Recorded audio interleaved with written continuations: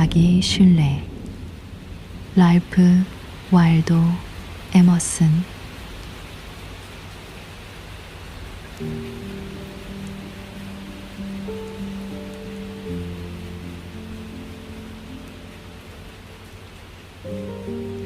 너 자신을 믿으라.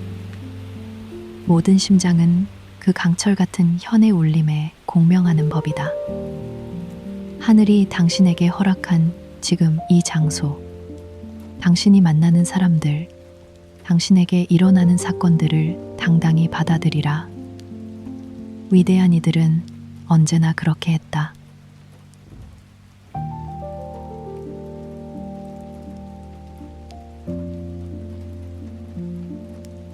비 오는 밤, 오래전 덮었던 책을 다시 펼쳐봅니다. 19세기 미국, 한 철학자가 세상을 향해 외쳤습니다. 그는 말했습니다. 남의 시선을 두려워하지 말라. 오직 자신의 내면에서 울리는 목소리에 귀를 기울여라. 너 자신을 밖에서 찾지 말라. 그로부터 150년이 흘렀습니다. 그의 말은 여전히 우리 가슴을 두드립니다. 오늘 밤은 랄프 왈도 에머슨의 자기 신뢰를 읽겠습니다.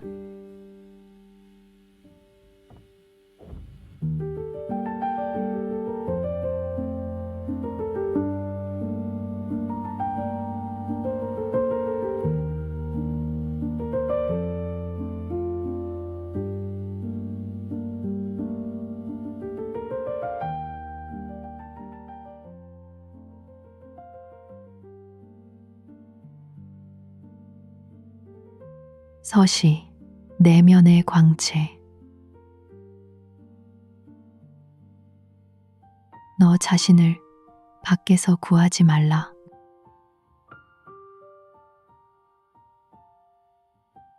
인간은 스스로의 앞길을 비추는 별이다.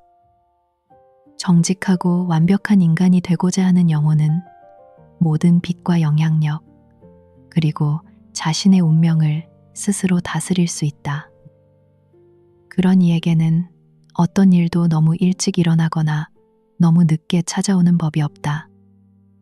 우리의 행위는 우리를 지키는 천사와 같아서 그것이 선하든 악하든 언제나 우리 곁을 떠나지 않는 숙명의 그림자가 되어 함께 걷는다. 아이를 거친 바위 위에 던져두라. 그러면 암늑대의 젖을 먹으며 강인하게 자라날 것이다. 매와 여우와 함께 겨울을 나게 하라.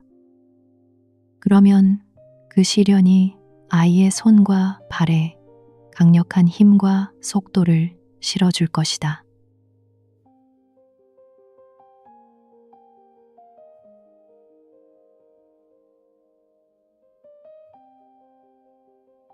제1부 자기 신뢰의 철학적 기초. 며칠 전 나는 한 유명한 화가가 쓴 시를 읽었는데 기존의 관습을 따르지 않은 매우 독창적인 글이었다. 그 주제가 무엇이든 나의 영혼은 그런 구절을 마주할 때마다 준엄한 일깨움을 얻는다. 그 시가 우리 마음에 심어주는 자기 신뢰의 감정은 시에 담긴 그 어떤 지식보다도 가치가 크다. 자신의 생각을 믿는 것, 당신의 마음 깊은 곳에서 진실이라고 믿는 것이 모든 사람에게도 진실이라고 믿는 것, 그것이 바로 천재성이다. 당신 내면의 확신을 당당히 말하라. 그러면 그것은 곧 보편적인 진리가 될 것이다. 가장 깊은 내면의 생각은 결국 밖으로 드러나게 마련이며 우리가 처음 품었던 생각은 마지막 순간에 승리의 나팔 소리와 함께 우리에게 되돌아오기 때문이다. 마음의 목소리는 누구에게나 익숙한 것이다.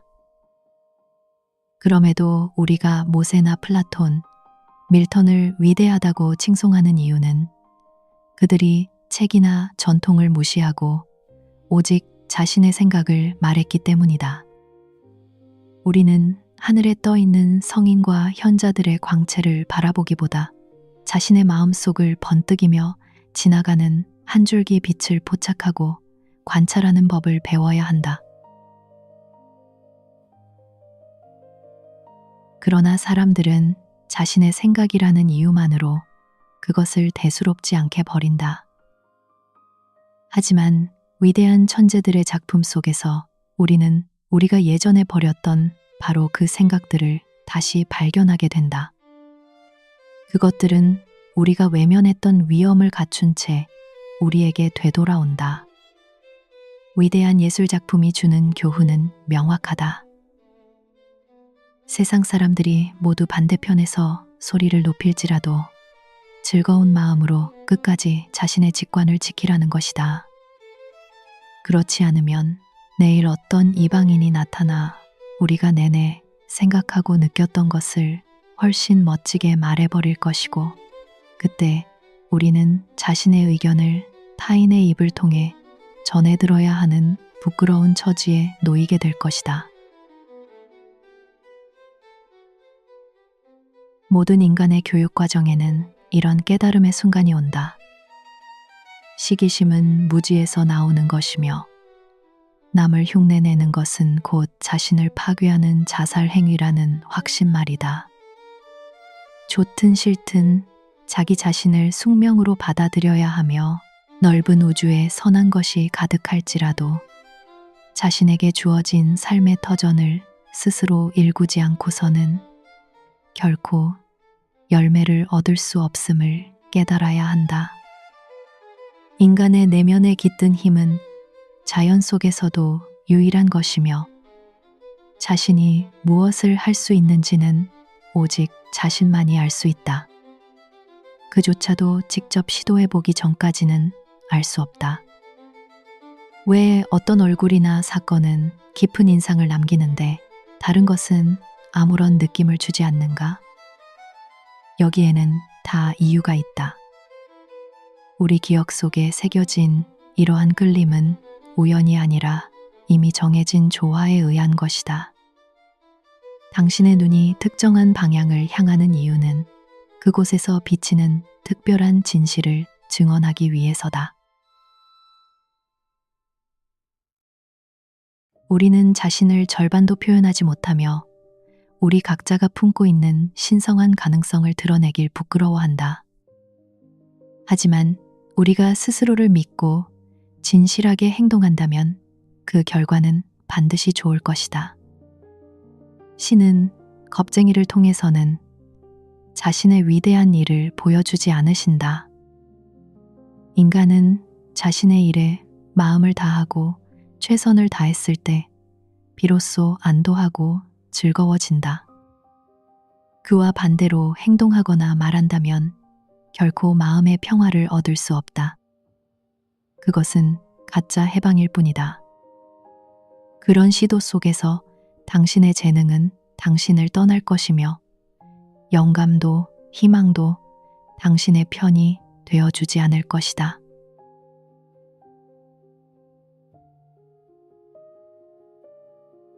너 자신을 믿으라. 모든 심장은 그 강철 같은 현의 울림에 공명하는 법이다. 하늘이 당신에게 허락한 지금 이 장소, 당신이 만나는 사람들, 당신에게 일어나는 사건들을 당당히 받아들이라.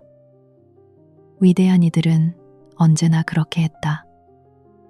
그들은 아이처럼 순수하게 당대의 정신을 신뢰했고 절대적으로 믿을 수 있는 존재가 자신의 마음속에 자리 잡고 자신의 손과 존재 전체를 통해 일하고 있음을 알고 있었다.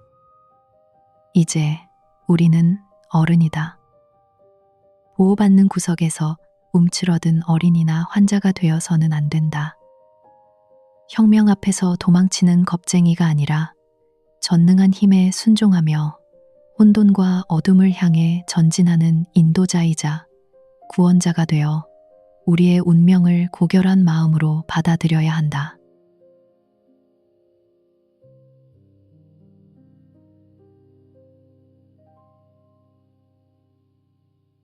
제2부 자연이 주는 신탁과 소년의 당당함.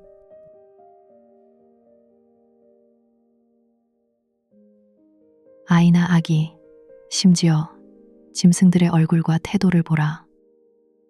자연은 그들을 통해 우리에게 얼마나 아름다운 가르침을 주는가. 그들에게는 우리처럼 마음이 분열되어 갈등하거나 계산기를 두드리며 자신의 감정을 불신하는 일 따위는 없다. 그들의 마음은 온전하고 눈빛은 정복되지 않았기에 우리가 그들의 얼굴을 바라볼 때면 오히려 우리가 당혹감을 느끼게 된다. 어린 시절은 그 누구에게도 눈치를 보거나 순응하지 않는다. 도리어 어른들이 아이에게 맞춘다. 보통 아기 한 명이 나타나면 4~5명의 성인이 그 앞에서 옹알이를 받아주며 재롱을 떨게 되지 않는가. 신께서는 청년기나 장년기에도 그 못지않은 강렬한 매력을 부여하셨다. 만약 인간이 남에게 기대지 않고 스스로 자립하기만 한다면 그의 삶은 충분히 부러움의 대상이 되고 품격 있는 권리를 갖게 될 것이다. 곁에 있는 청년이 당신에게 먼저 말을 걸지 않는다고 해서 그에게 힘이 없다고 생각하지 마라. 들어보라. 옆방에서 들려오는 그의 목소리는 얼마나 명확하고 힘찬가. 그는 자신의 동료들에게 어떻게 말해야 하는지 이미 잘 알고 있다. 그가 수줍어하든 대담하든 결국 그는 우리 기성세대가 얼마나 불필요한 존재인지를 깨닫게 해줄 것이다. 점심 한 끼가 보장된 소년들의 무관심을 보라.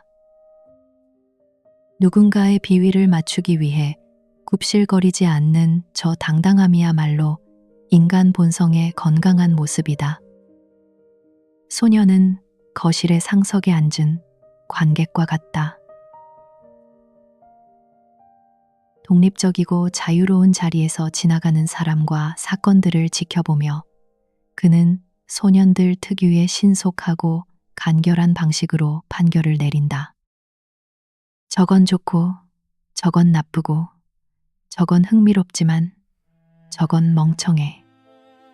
소년은 결코 결과나 이해관계에 연연하지 않으며 오직 진실한 평결을 내릴 뿐이다. 당신이 그 소년의 마음을 얻으려 애써야 할 뿐, 소년은 당신에게 구걸하지 않는다. 하지만 어른은 다르다. 어른은 자기의식이라는 감옥에 갇힌 꼴이다. 일단 세상의 주목을 받으며 무언가 말하거나 행동하는 순간 그는 수많은 사람의 감시를 받는 몸이 된다. 그때부터 타인의 애정이나 증오를 계산하며 살아야 한다. 이 굴레를 잊게 해줄 망각의 강은 어디에도 없다. 아, 그가 다시 소년처럼 중립적인 상태로 돌아갈 수만 있다면 타인과의 약속이나 속박에서 벗어나 편견 없고 매수되지 않는 저 순수한 눈으로 세상을 다시 바라볼 수 있는 사람은 언제나 경외의 대상이 될 것이다.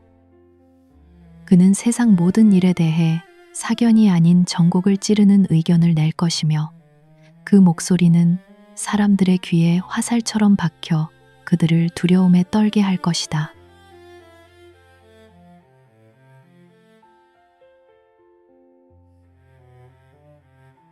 제3부 사회라는 장애물과 비수능의 용기. 우리가 혼자 있을 때는 이런 내면의 목소리가 들리지만 세상 속으로 발을 들이는 순간 그 소리는 희미해진다. 사회는 도처에서 구성원 개개인의 인간다움을 억누르려고 공모한다. 사회는 일종의 주식회사와 같아서 주주들에게 빵을 보장해주는 대가로 각자의 자유와 문화를 포기하라고 요구한다. 사회가 가장 원하는 덕목은 남들처럼 하는 것, 즉 수능이다. 사회는 자기 신뢰를 혐오한다. 사회는 살아있는 진실이나 창조자가 아니라 이름뿐인 명성과 관습만을 사랑한다.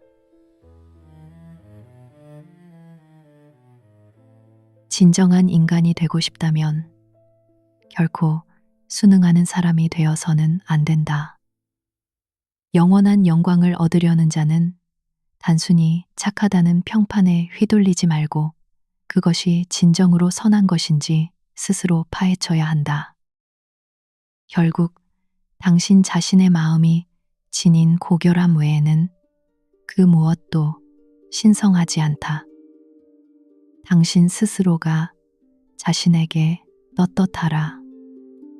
그러면 온 세상의 지지를 얻게 될 것이다. 나는 아주 젊었을 적에 나를 아끼던 조언자가 나에게 교회의 낡은 교리를 강요했을 때 했던 대답을 기억한다. 내가 내면의 소리에 따라 산다면 전통의 신성함이 나와 무슨 상관입니까? 친구는 걱정스레 물었다. 하지만 그 충동이 선한 곳이 아니라 악한 곳에서 온 것이라면 어쩌겠나? 나는 대답했다. 저에게는 그렇게 보이지 않습니다.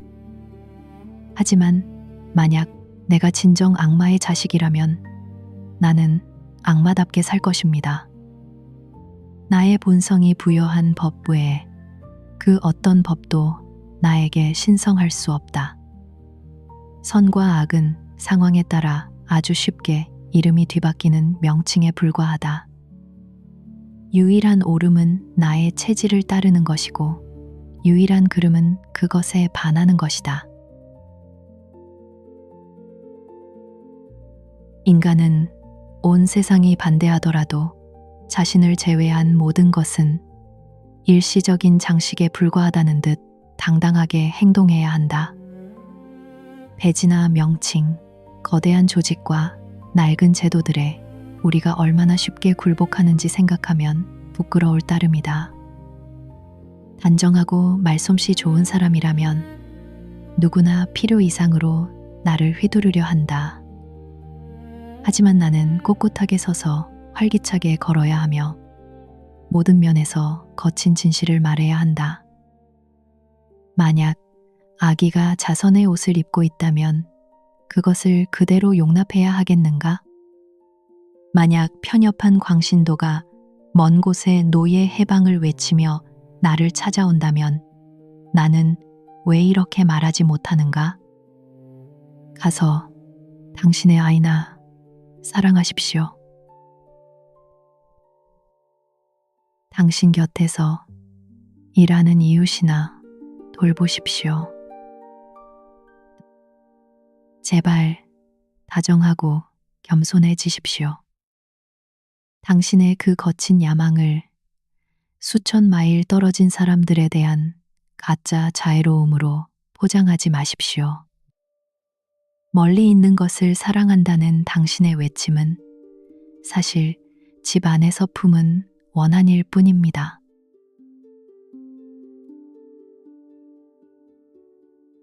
이런 말은 무례하게 들리겠지만 진실은 사랑을 연기하는 가식보다 훨씬 아름답다. 당신의 선함에는 날카로운 면이 있어야 한다. 그렇지 않으면 그것은 선함이 아니다. 나의 본능이 나를 부를 때 나는 가족조차 외면할 각오가 되어 있어야 한다. 나는 내 집 문설주에 내 마음대로라고 써 붙이고 싶다. 그것이 결국 단순한 변덕보다 더 나은 가치이길 바라지만 일일이 설명하며 시간을 낭비할 수는 없다. 내가 왜 사람을 만나는지 혹은 왜 피하는지에 대해 이유를 대라고 요구하지 마라. 또한 가난한 이들을 돕는 것이 나의 의무라고 말하지 마라. 그들이 정말 내가 책임져야 할 사람들인가? 어리석은 박애주의자들이여, 나는 나와 아무 상관도 없는 곳에 내놓는 1달러조차 아깝다고 말하겠다. 내가 진심으로 헌신하는 사람들을 위해서라면 감옥이라도 가겠지만 속 빈 강정 같은 자선단체나 주정뱅이들에게 주는 적선 수천 가지 구호단체에 내놓는 돈은 머지않아 거두어들여야 할 사악한 비용일 뿐이다.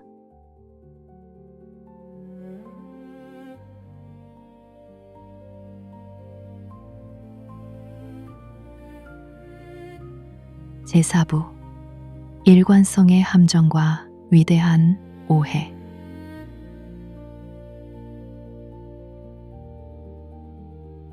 우리가 자기 자신을 믿지 못하게 방해하는 또 다른 공포는 바로 일관성에 대한 집착이다. 우리는 과거에 했던 말이나 행동을 신성하게 여기며 숭배한다. 왜냐하면 다른 사람들이 나를 판단할 근거는 나의 과거뿐이고 우리는 그들을 실망시키고 싶지 않기 때문이다. 하지만 왜 당신은 자꾸 어깨 너머로 과거를 돌아보는가? 예전에 어디선가 했던 말과 지금의 생각이 달라질까봐 왜 기억이라는 시체를 질질 끌고 다니는가? 만약 지금의 당신이 과거의 당신과 모순된다면 또 어떤가? 지혜로운 삶의 규칙은 기억에만 의존하지 않는 것이다. 과거의 일들은 수천 개의 눈을 가진 현재라는 심판대 앞으로 가져와라. 그리고 언제나 새로운 날을 살아라. 예전에 당신은 신에 대해 어떤 이론을 세웠을지도 모른다. 하지만 지금 당신의 영혼에 새로운 감동이 찾아온다면 과거의 이론은 헌옷처럼 내던지고 그 감동에 몸을 맡겨라. 어리석은 일관성은 좁은 소견을 가진 정치인이나 철학자, 신학자들이나 숭배하는 작은 마음의 요괴다. 위대한 영혼은 일관성 따위에는 신경 쓰지 않는다. 벽에 비친 그림자를 걱정하는 것과 다를 바 없기 때문이다. 지금 당신이 생각하는 바를 거친 말로라도 내뱉어라. 그리고 내일은 내일의 생각을 다시 내뱉어라. 비록 그것이 오늘 당신이 한 말과 정반대일지라도 말이다. 사람들은 말할 것이다. 아, 그러면 당신은 분명 오해받을 겁니다. 오해받는 것이 그렇게 나쁜 일인가? 피타고라스도 오해받았고 소크라테스, 예수, 루터, 코페르니쿠스, 갈릴레오, 뉴턴도 모두 오해받았다. 육신을 입고 이 땅에 왔던 모든 순수하고 지혜로운 정신들은 예외 없이 오해받았다. 위대하다는 것은 곧 오해받는다는 뜻이다. 인간은 결국 자신의 본성을 벗어날 수 없다. 당신의 행위가 아무리 들쭉날쭉해 보여도 멀리서 보면 그것들은 하나의 궤적을 그린다. 그것은 인격의 법칙에 의해 자연스럽게 정돈될 것이다. 당신이 누구인지 시험하려 들지 마라. 당신의 성품은 앞으로 읽든 뒤로 읽든 똑같은 의미를 담고 있는 시구절과 같다. 나는 그저 오늘 내가 하는 정직한 생각을 날마다 기록할 뿐이다. 내가 의도하지 않더라도 시간이 흐르면 그 기록들이 아름다운 대칭을 이루고 있음을 발견하게 될 것이다. 우리는 우리의 존재 자체로 평가받는다. 억지로 꾸미려 하지 않아도 우리의 성품은 말보다 더 큰 소리로 우리를 가르친다.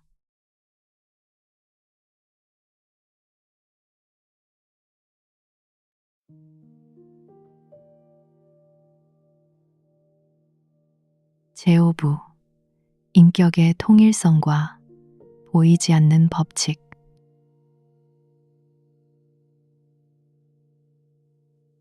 매 순간의 행동이 그 당시에 정직하고 자연스러웠다면 그 행동들이 아무리 제각각이라 해도 결국 하나로 연결된다. 하나의 의지에서 나온 행동들은 겉보기엔 달라도 깊은 곳에선 조화를 이루기 때문이다. 배가 항구로 갈 때 수없이 지그재그로 방향을 틀며 나아가지만 아주 멀리서 보면 그 선은 결국 목적지를 향해 곧게 뻗어 있는 것과 같다. 당신의 진실한 행동은 그 자체로 모든 것을 설명해 준다. 억지로 남에게 맞춘 행동은 아무런 힘이 없다.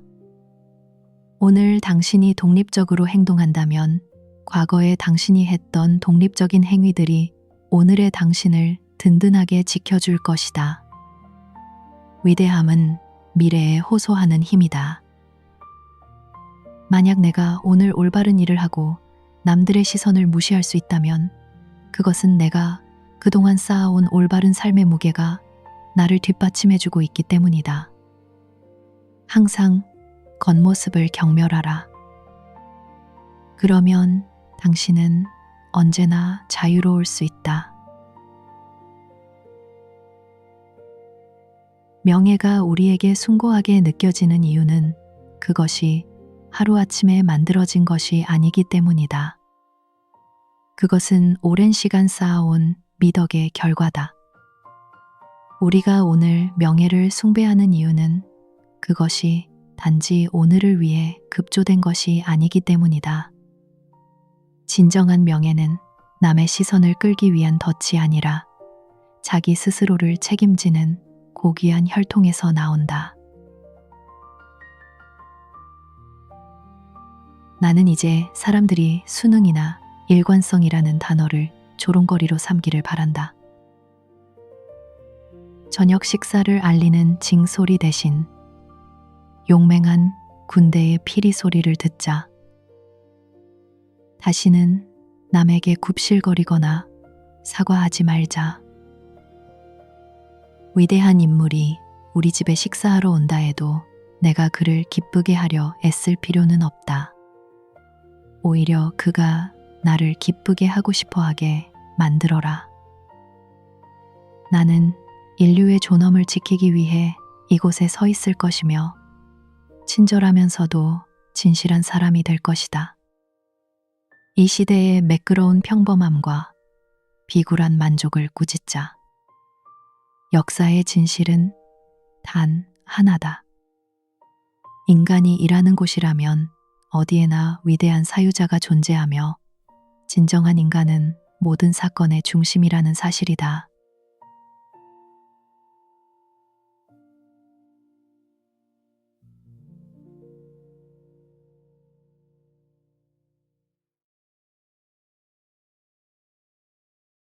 제6부 자기 신뢰의 근원인 직관과 신성.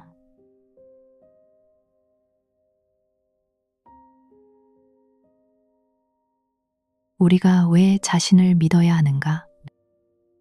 그 근거는 무엇인가? 그것은 우리 내면에 흐르는 자발성 혹은 본능이라 부르는 원천 때문이다. 우리는 이 일차적인 지혜를 직관이라고 부른다. 이 깊은 힘 속에서 세상 모든 만물은 하나로 만난다.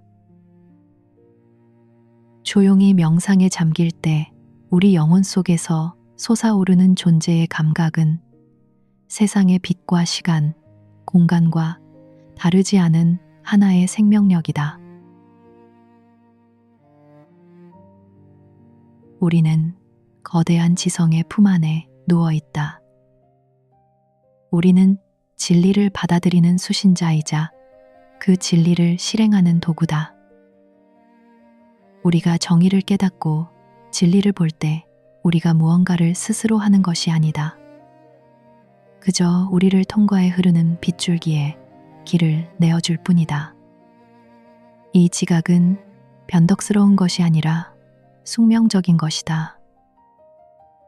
내가 어떤 진실을 본다면 그것은 태양이 떠 있는 것처럼 엄연한 사실이다. 영혼과 신의 관계는 너무나 순수해서 중간에 그 누구의 도움도 필요하지 않다. 신이 말씀하실 때 그 목소리는 온 세상을 가득 채우며 모든 것을 새로 창조한다.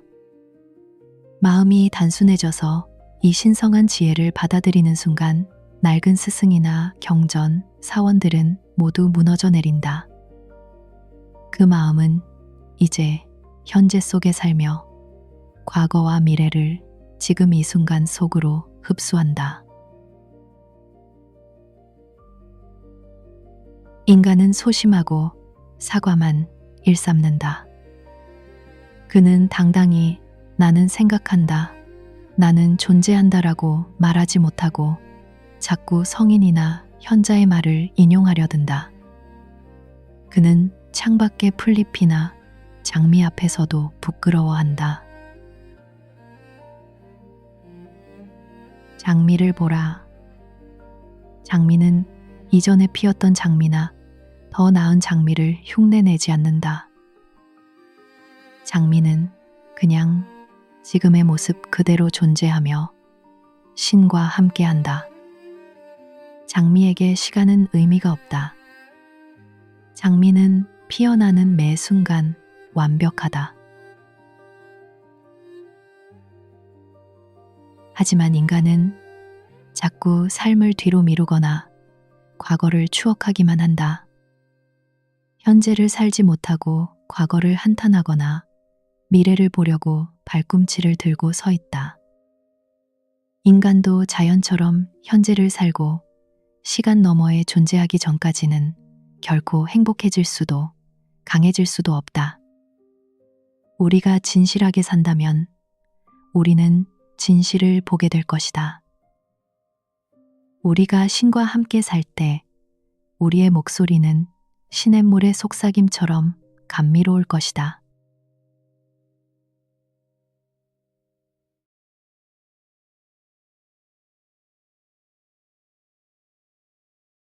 제7부 직관의 최고 진리와 힘의 전이.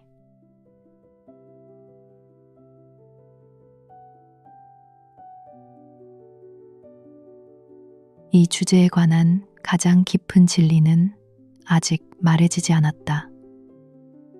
어쩌면 말로 다 표현하는 것 자체가 불가능할지도 모른다. 우리가 말하는 그 어떤 단어도 내면의 직관이 주는 강렬한 울림에 비하면 희미한 기억에 불과하기 때문이다. 내가 지금 할 수 있는 최선의 설명은 이것이다. 진정으로 선한 것이 당신 곁에 머물 때, 당신의 영혼에 생명력이 넘쳐날 때, 그것은 결코 당신이 알던 익숙한 방식이 아닐 것이다.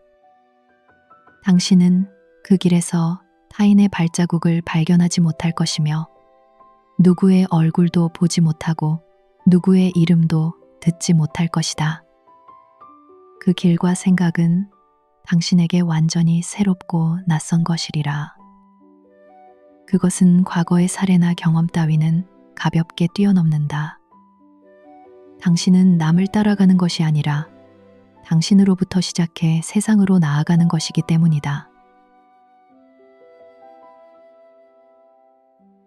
지금껏 존재했던 모든 성인과 위인들은 단지 그 길을 안내하고 사라진 봉사자들에 불과하다. 두려움과 희망조차 그 발 아래에 있다. 사실 희망 속에도 자립하지 못한 비천한 마음은 깃들어 있기 마련이다. 진리를 깊이 깨닫는 순간에는 누구에게 감사하거나 특별히 기뻐할 겨를조차 없다. 감정을 넘어선 높은 곳에 도달한 영혼은 세상의 모든 원인과 결과가 하나로 이어져 있음을 본다. 그리고 진리와 정의가 그 자체로 존재한다는 사실을 깨달으며 모든 것이 결국 잘 돌아가고 있다는 믿음으로 마음의 평온을 얻는다. 광활한 바다나 수천 년의 세월도 그 앞에서는 아무런 장애가 되지 않는다. 내가 지금 느끼고 생각하는 이 진실은 나의 과거와 현재, 그리고 삶과 죽음이라 불리는 모든 것들의 뿌리에 깊이 박혀 있기 때문이다. 중요한 것은 어떻게 살아왔는가가 아니라 지금 살아있느냐다. 힘은 멈춰 쉬는 순간 사라진다. 힘은 과거의 상태에서 새로운 상태로 옮겨가는 찰나에 심연을 건너뛰는 순간에 목표를 향해 무섭게 돌진하는 그 순간에만 존재한다. 세상이 가장 증오하는 사실은 영혼이 고정되지 않고 끊임없이 생성한다는 점이다. 영혼의 성장은 과거의 업적을 초라하게 만들고 어제의 부유함을 가난으로, 어제의 명성을 수치로 바꾸어 버린다. 그것은 성인과 악당의 구분을 무의미하게 만들며 심지어 예수와 유다조차 옆으로 밀쳐버릴 만큼 압도적이다. 그런데 왜 우리는 고작 남에게 기대는 자기 신뢰 따위에 대해 짓거리고 있는가? 영혼이 깨어있는 곳에 깃드는 것은 자신감 정도가 아니라 실제로 세상을 움직이는 작용하는 힘이다. 누군가를 신뢰한다고 말하는 것은 거칠애에 불과하다. 차라리 스스로 일하고 존재함으로써 자연스럽게 믿음이 가는 그 주체에 대해 말하라. 나보다 더 깊이 진리에 순종하는 사람은 손가락 하나 까딱하지 않고도 나를 다스린다. 나는 영혼의 중력에 이끌려 그를 중심으로 공전할 수밖에 없다. 우리는 위대한 미덕을 그저 근사한 수식어라고 생각하지만 사실 미덕은 영혼의 높이를 뜻한다. 진리에 귀를 기울이고 그 진리가 온몸에 스며든 사람은 자연의 법칙에 따라 모든 도시와 국가, 왕과 부자, 시인들을 압도하고 그들 위에 올라탈 수밖에 없다. 이것이 모든 주제의 끝에서 우리가 마주하게 되는 궁극적인 진실이다. 즉, 모든 것은 영원하고 복된 단 하나의 근원으로 돌아간다는 사실이다. 스스로 존재하는 힘은 가장 높은 곳에서 흘러나오는 신의 속성이다. 그리고 이 힘이 우리 안에 얼마나 들어와 있느냐에 따라 우리의 선함이 결정된다. 실제 하는 모든 것은 그 안에 담긴 미덕의 양만큼만 진짜다. 상업, 농사, 사냥, 전쟁, 웅변, 개인적인 영향력 등은 그것들이 내뿜는 생명력의 사례이기에 존중받을 가치가 있다. 나는 자연이 성장하고 보존되는 과정에서도 이와 똑같은 법칙을 본다. 자연에서 힘은 곧 오름의 척도다. 자연은 스스로를 돕지 못하는 그 어떤 것도 자신의 왕국에 머물게 두지 않는다. 행성이 태어나 제 궤도를 돌고 굽은 나무가 강풍을 이겨내고 다시 일어서며 모든 동식물이 살아남기 위해 애쓰는 모습은 모두 스스로 자족하고 신뢰하는 영혼이 얼마나 강력한지를 증명하고 있다. 그러니 모든 것을 하나로 모으자. 더 이상 밖으로 떠돌지 말고 근본적인 원인과 함께 마음의 집에 머물자. 침범에 들어오는 인간들과 책들, 그리고 온갖 제도의 소음들을 신성한 진실 하나로 잠재워 버리자. 내면으로 침입하려는 자들에게 신을 벗고 경배하라고 명령하라. 신은 바로 여기, 당신의 내면에 계시기 때문이다.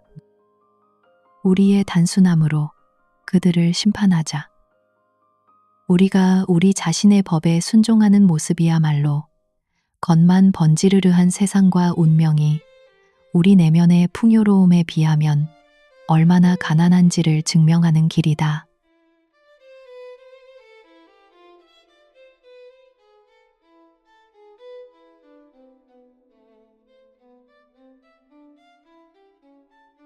제8부 홀로 서기 그리고 세상에 선포하기.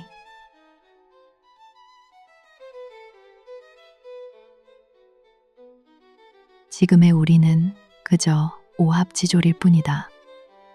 인간은 더 이상 인간을 경외하지 않는다. 자신의 영혼이라는 거대한 바다와 대화하기 위해 집에 머물기보다 남의 집 항아리에서 물 한 컵을 구걸하려고 밖으로 나돈다. 하지만 우리는 혼자 가야 한다. 나는 예배가 시작되기 전 정마기 감도는 교회가 그 어떤 설교보다 좋다. 사람들이 각자의 자리에 앉아 침묵을 지킬 때 그들은 얼마나 멀리 떨어져 있는 듯 냉정하고 순결해 보이는가. 우리도 언제나 그런 태도로 앉아 있자.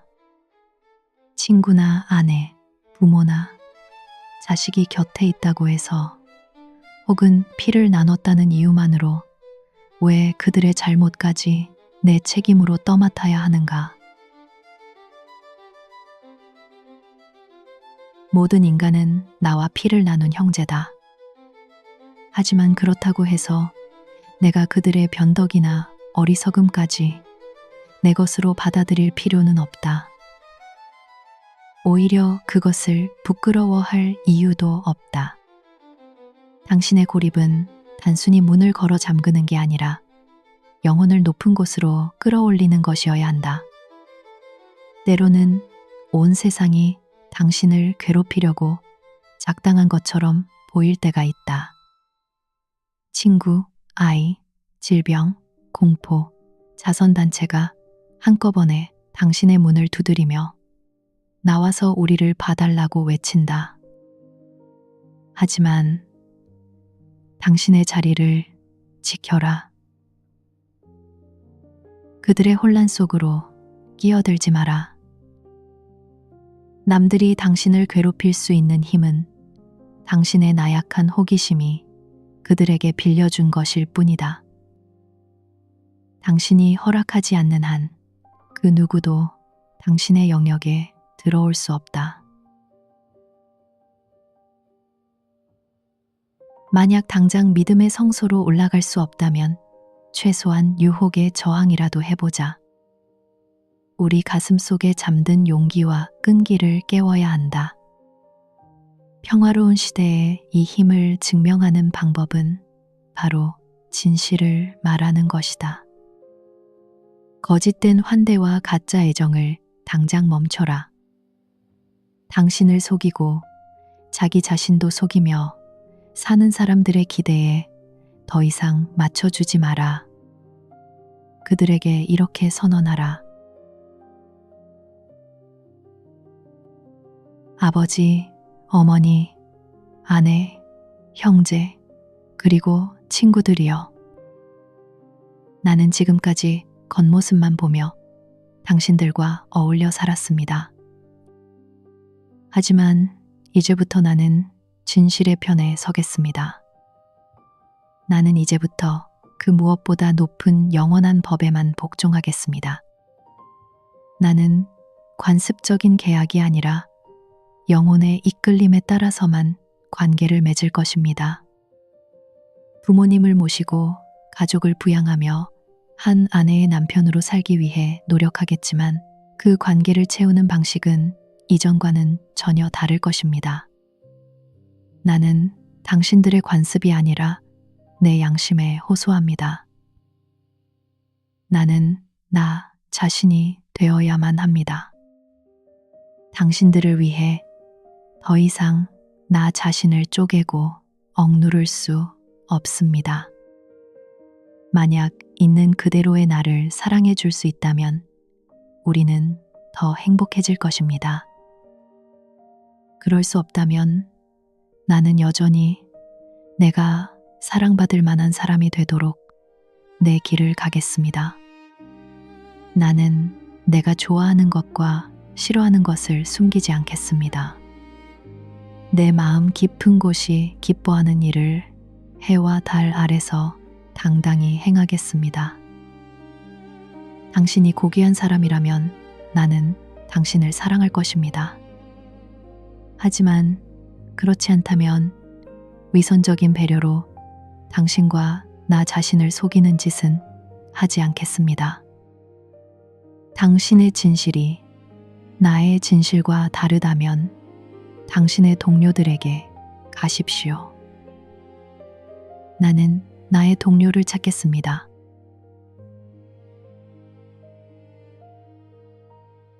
나는 이 일을 이기심이 아니라 겸손하고 진실한 마음으로 행한다.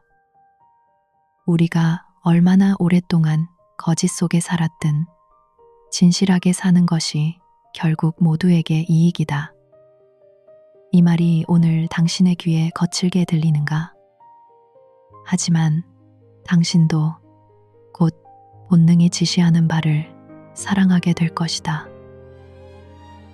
진실을 따른다면 결국 우리는 안전한 곳에 닿는다.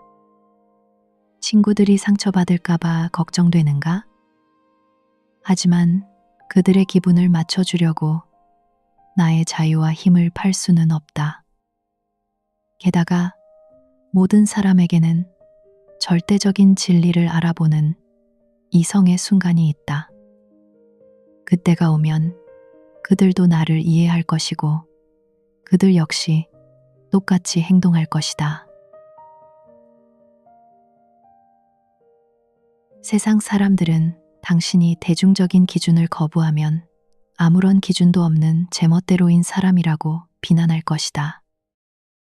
또 어떤 쾌락주의자들은 자기 범죄를 정당화하려고 내 말을 이용할지도 모른다. 하지만 당신의 양심이라는 법은 사라지지 않는다. 우리에게는 두 가지 고해소가 있다. 당신은 세상의 기준에 맞춰 의무를 다할 수도 있다. 부모, 이웃, 마을 사람들에게 잘하고 있는지, 개나 고양이조차 당신을 원망하지 않는지 살피는 방식이다. 하지만 나는 이런 외부의 기준을 무시하고 나 자신에게만 집중할 수도 있다. 나에게는 나만의 엄격한 요구와 완벽한 원이 있다. 세상이 말하는 의무 중 상당수는 나의 법 안에서는 의무가 아니다. 만약 내가 나 자신에 대한 빚을 다 갚을 수 있다면 세상의 규범 따위는 무시해도 좋다. 만약 이 법이 훨씬 쉽고 느슨해 보인다면 단 하루만이라도 이 계명을 지키며 살아보라. 인간의 흔한 동기들을 다 내던지고 오직 자기 자신을 감독관으로 믿고 나선 사람에게는 신적인 힘이 필요하다. 마음은 고결해야 하고 의지는 단단해야 하며 시야는 맑아야 한다. 그래야만 스스로가 자신의 교리이자 사회이고 법이 될 수 있다.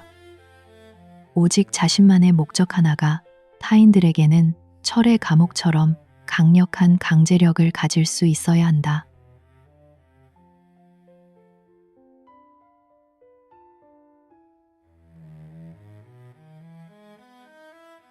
제구부, 거실의 병사들, 그리고 억척스러운 소년.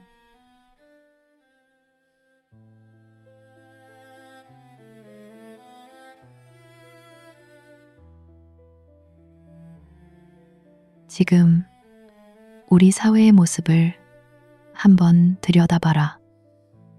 인간의 뚝심과 기계는 다 어디로 가버렸는가? 우리는 겁쟁이가 되었고 낙담해서 징징거리는 존재가 되었다.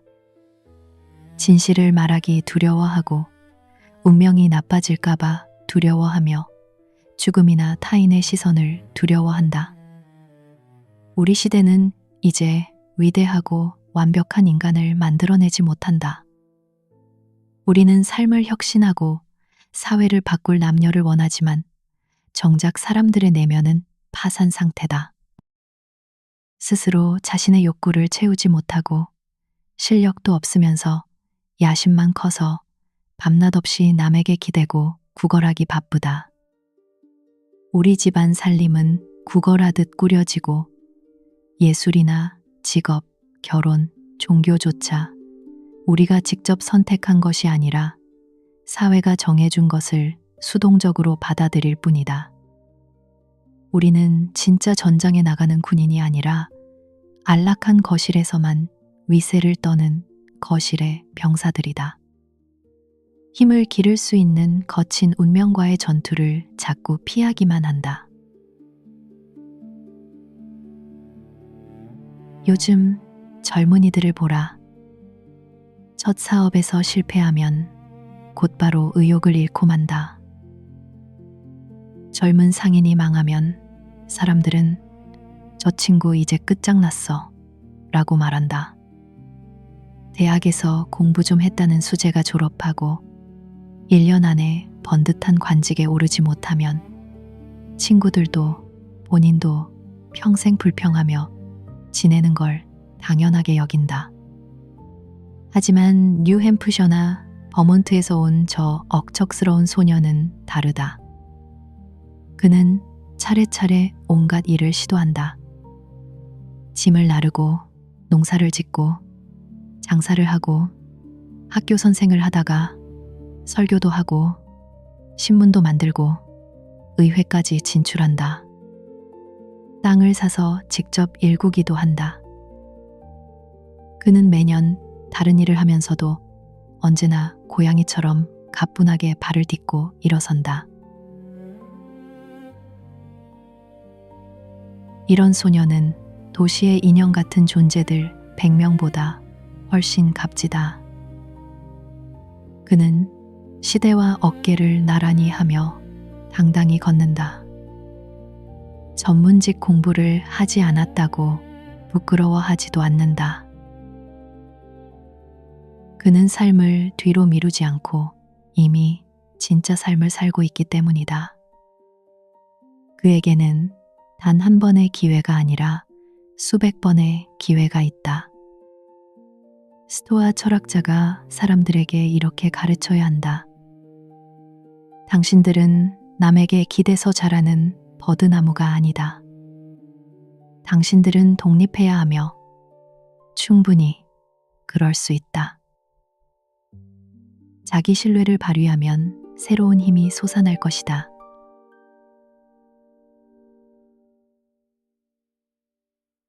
인간은 세상에 치유를 전파하기 위해 태어난 신성한 존재다. 남의 동정을 받는 것을 부끄러워해야 한다.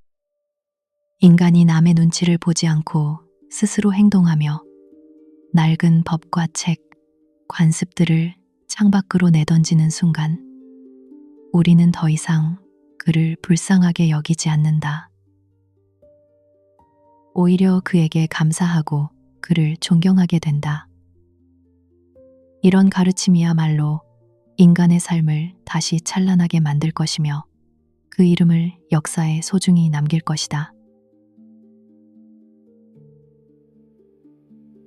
자신을 믿는 마음이 커진다면 인간의 모든 영역에서 혁명이 일어날 것이다. 종교, 교육, 삶의 목표, 생활 방식, 그리고 재산을 대하는 태도까지 모든 것이 바뀔 수밖에 없다.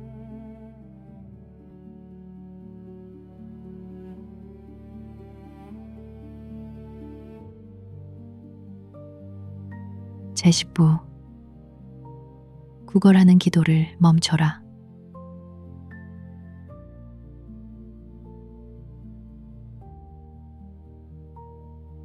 사람들이 하는 기도를 보라. 그게 대체 무엇인가? 그들이 거룩한 의식이라고 부르는 기도는 사실 용기 있지도 당당하지도 않다. 기도는 자꾸 밖을 내다보며 외부에서 무언가 나에게 행운을 가져다 주길 바란다. 온갖 미신과 중재, 기적이라는 미로 속에서 길을 잃고 헤매는 꼴이다. 특정한 물건이나 편의를 구하는 기도, 즉 모든 선을 구하는 게 아니라 고작 내 입속을 챙기려는 기도는 사악한 짓이다. 진정한 기도는 가장 높은 곳에서 삶의 진실을 바라보는 것이다. 그것은 환희에 찬 영혼이 스스로에게 건네는 독백이다. 신의 정신이 자신의 작품을 보고 참 좋다라고 선언하는 것과 같다. 하지만 사적인 목적을 이루려고 기도를 이용하는 건 비열한 도둑질에 불과하다. 당신이 신과 하나가 되는 순간 구걸은 멈춘다. 그때는 모든 행동 속에서 기도를 발견하게 된다. 밭을 매려고 무릎을 꿇은 농부의 손길, 노를 저으며 힘을 쓰는 사공의 몸짓이야말로 온 자연에 울려 퍼지는 진짜 기도다. 어떤 극작품의 주인공은 신의 뜻은 우리의 노력 속에 있고 우리의 용기가 곧 우리의 신이다 라고 말하기도 했다. 또 하나 잘못된 기도는 바로 후회다. 불만은 자립심이 부족하고 의지가 약하다는 증거다. 후회를 해서 고통받는 사람을 도울 수 있다면 마음껏 후회하라. 하지만 그럴 게 아니라면 당신의 일에 집중하라. 그래야 악순환이 끊기고 복구가 시작된다. 우리의 동정심도 마찬가지다. 우리는 바보처럼 우는 사람 곁에 앉아 같이 울어준다. 그럴 게 아니라 거칠고 짜릿한 전기 충격 같은 진실을 그들에게 불어넣어야 한다. 그래서 그들이 다시 자기 이성을 찾게 만들어야 한다.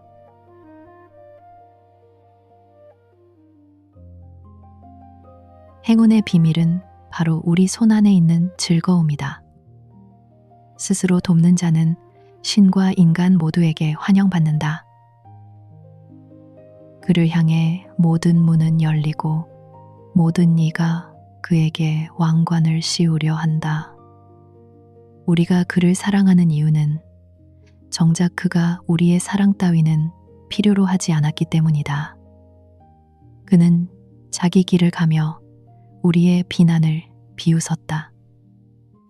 그래서 우리는 오히려 사과하는 마음으로 그를 찬양하게 된다. 신들은 인간이 미워했던 자를 사랑한다. 조로아스터는 끝까지 견디는 자에게 신들은 신속하게 다가온다라고 말했다. 기도가 의지의 병이라면 종교의 신조는 지성의 병이다. 사람들은 하나님이 직접 말씀하시지 않게 해달라. 당신이 대신 말해달라. 그러면 우리가 복종하겠다 라고 겁을 먹는다.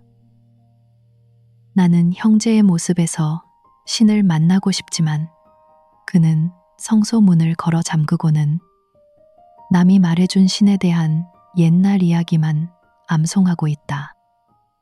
모든 위대한 정신은 새로운 분류 체계를 만든다.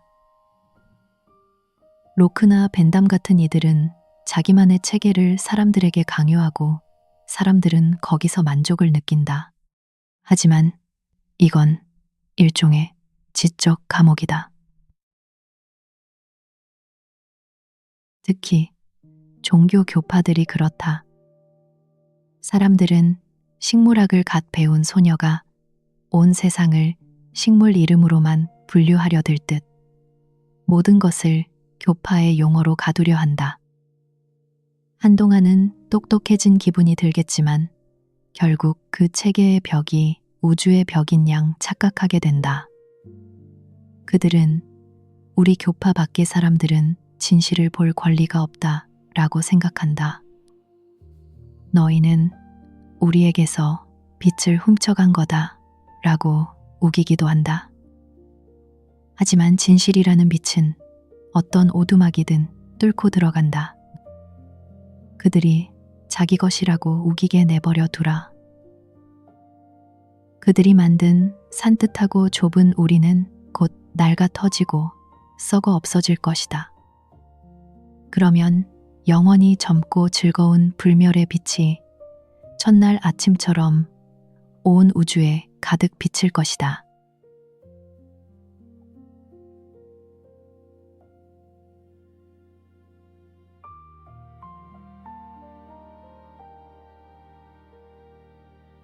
제11부 여행이라는 미신. 폐허로 폐허를 옮기지 마라.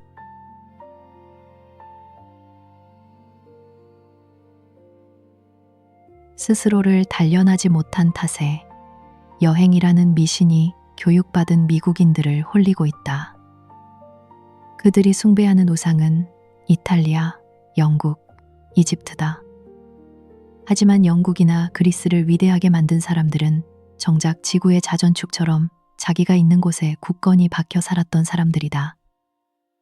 기백이 넘칠 때 우리는 의무가 있는 그 자리가 바로 내 자리임을 느낀다.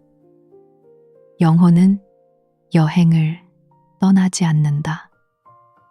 지혜로운 자는 집에 머문다. 업무 때문에 어쩔 수 없이 외국에 가더라도 그는 여전히 집에 있는 것과 같다. 그는 당당한 표정으로 사람들에게 자신이 지혜의 사절임을 보여준다. 하인이나 침입자처럼이 아니라 군주처럼 도시를 방문한다. 예술이나 공부를 위해 세계 여행을 하는 걸 무조건 반대하는 건 아니다. 다만 자기 자신을 먼저 다스릴 줄 알아야 한다. 자기가 이미 가지고 있지 않은 더 위대한 무언가를 찾을 수 있다는 착각에 빠져 떠나선 안 된다. 그저 즐거움을 위해 혹은 내게 없는 걸 얻으려고 여행하는 자는 자신으로부터 도망치는 여행을 하는 것이다. 그런 자는 오래된 유적지 사이에서 젊은 나이에 이미 늙어버린다. 테베에 가든 팔미라에 가든 그의 의지는 그 유물들만큼이나 황폐해진다. 그는 자기 안의 폐허를 밖의 폐허로 옮기고 있을 뿐이다. 여행은 바보들의 낙원이다. 첫 여행에서 우리가 깨닫는 건 장소가 바뀐다고 인생이 바뀌진 않는다는 사실이다. 집에서 나는 로마나 나폴리에 가면 슬픔을 잊고 아름다움에 취하겠지 라고 꿈꾼다.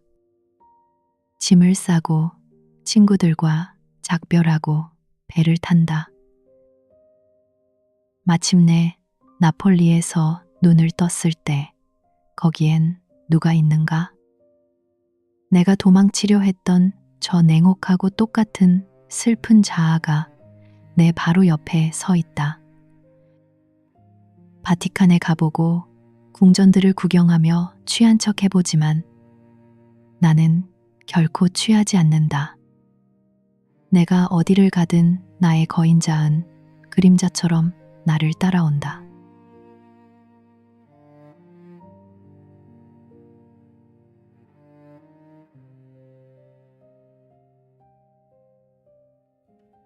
제12부 모방은 자살이다. 당신만의 집을 지어라.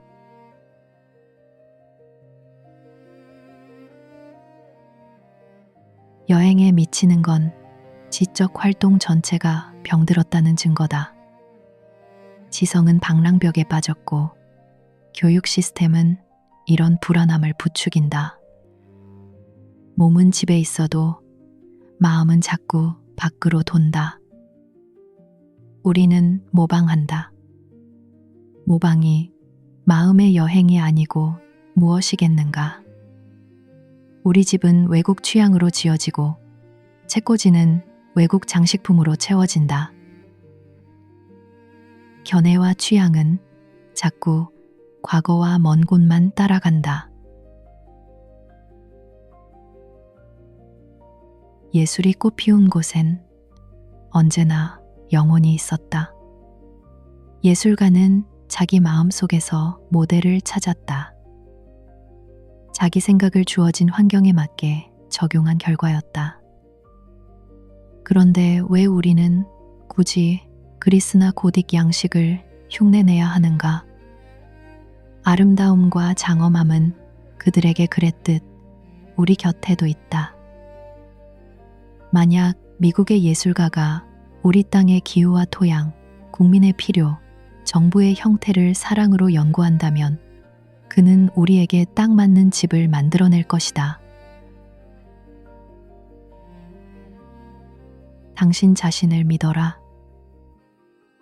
절대로 모방하지 마라. 당신의 재능은 평생 다듬어 온 힘과 함께 매 순간 발휘될 수 있다. 하지만 남의 것을 빌려온 재능은 일시적이고 반쪽짜리일 뿐이다. 각자가 무엇을 가장 잘할 수 있는지는 오직 창조주만이 안다. 직접 해보기 전까지는 그 누구도 알 수 없다. 셰익스피어를 가르친 스승이 어디 있었는가? 뉴턴이나 베이컨을 훈련시킨 스승이 어디 있었는가? 모든 위대한 인간은 유일무이하다. 셰익스피어를 공부한다고 해서 셰익스피어가 될 수는 없다. 당신에게 주어진 일을 하라. 당신을 위해 준비된 용감하고 장엄한 표현이 지금 이 순간에도 기다리고 있다. 그건 단테나 모세의 것과는 다르겠지만 그만큼 가치 있다. 풍요로운 영혼이 남을 흉내내는 수치를 겪을 이유가 없다. 선조들의 목소리가 들린다면 당신도 같은 높이의 목소리로 대답할 수 있다. 당신의 마음속에 머물고 마음에 복종하라. 그러면 당신은 태초의 세계를 다시 재현하게 될 것이다.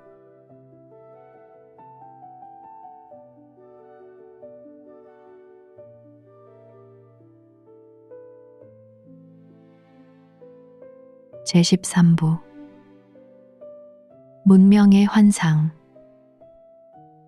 사회는 진보하지 않는다.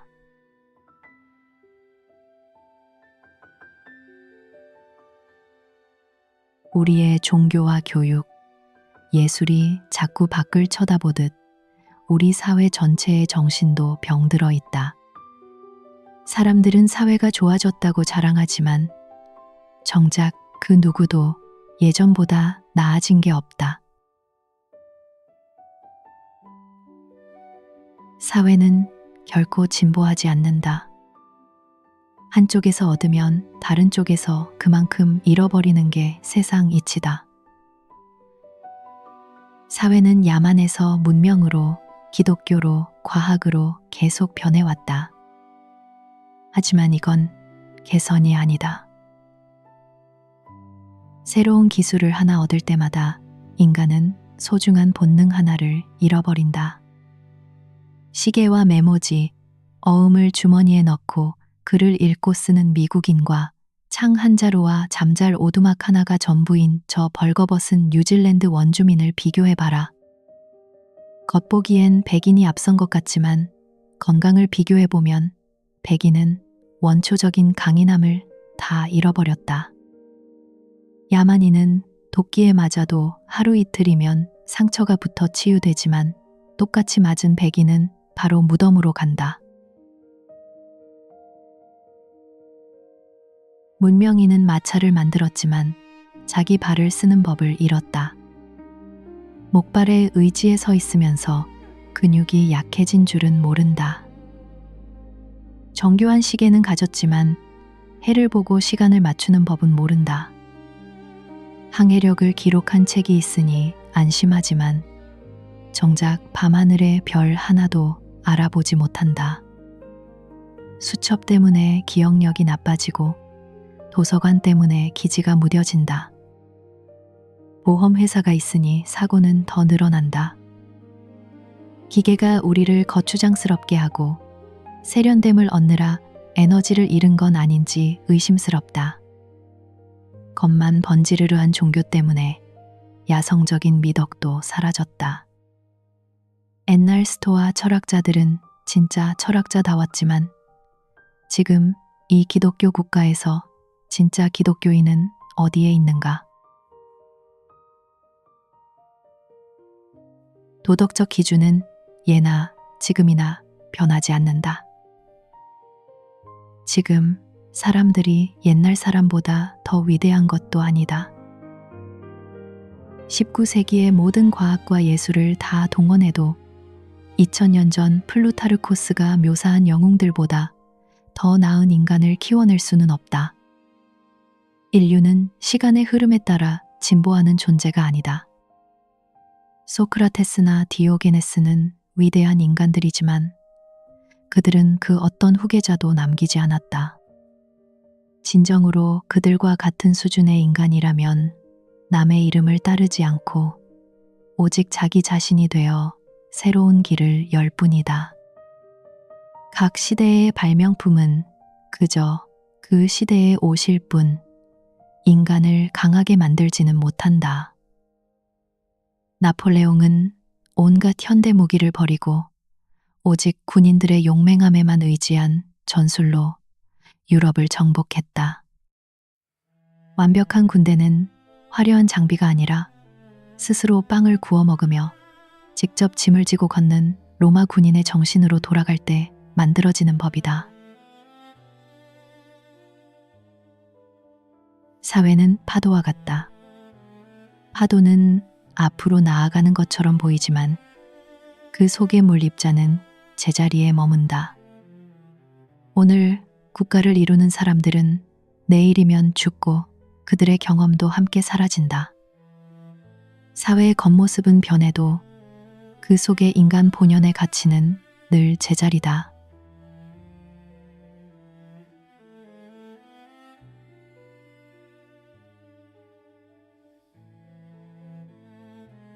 제14부 재산의 노예가 되지 마라. 오직 당신만이 평화를 가져다 준다.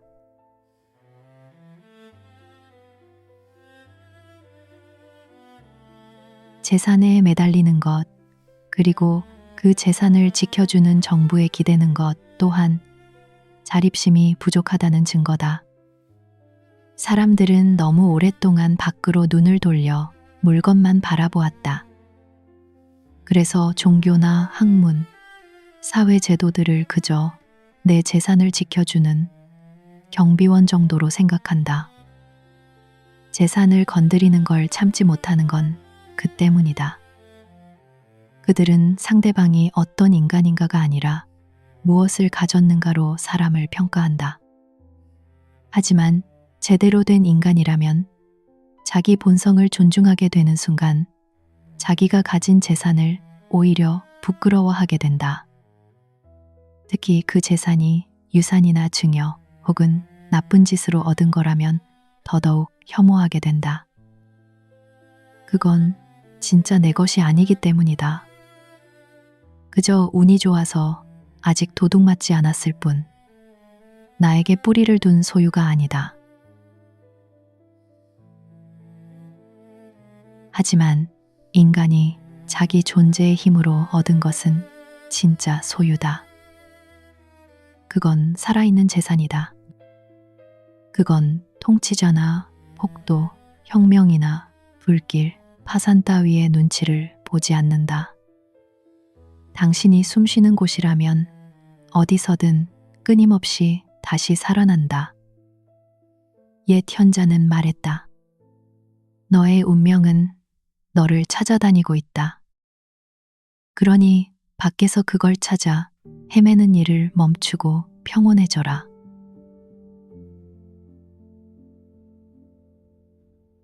자꾸 밖의 물건에 의지하니까 숫자에 집착하게 된다. 정당 대회에 수많은 사람이 모이고 소란스러운 발표가 이어지면 젊은 애국자들은 자기가 더 강해진 것 같은 착각에 빠진다. 개혁가들도 때를 지어 투표하고 결의한다. 하지만 친구여, 신은 그런 식으로 당신에게 찾아오지 않는다. 정확히 그 반대다. 오직 한 인간이 모든 도움을 떨쳐버리고 홀로 우뚝 설 때 나는 그가 승리하고 있음을 본다.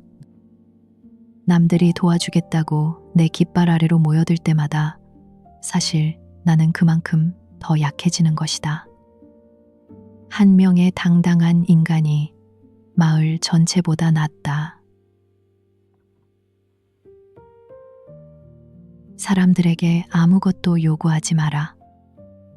모든 것이 변하는 세상 속에서 오직 홀로 서 있는 당신만이 주변 모든 것을 떠받치는 든든한 기둥으로 남을 것이다. 힘은 당신 안에 있다.